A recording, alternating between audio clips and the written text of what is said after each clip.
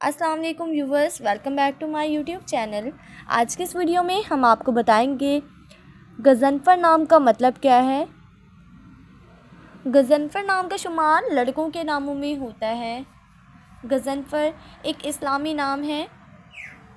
गज़नफ़र नाम की इब्तदाई तारीख़ अरबी ज़ुबान से निकलती है। गज़नफ़र नाम के अफराद के लिए खुशकिस्मत नंबर 8 माना जाता है।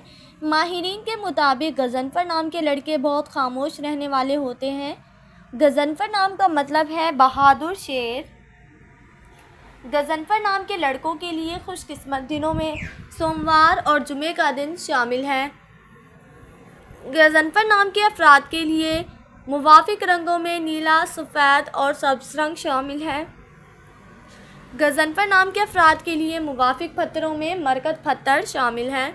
खुशकिस्मती वाली धातों में हिंसों के हिसाब से चांदी शामिल है। फ्रेंड्स, अगर आप अपने नाम का मतलब जानना चाहते हैं तो कमेंट बॉक्स में अपना नाम लिखें। इंशाल्लाह हम आपके नाम की वीडियो ज़रूर बनाएंगे। Thanks for watching. अल्लाह हाफ़िज़।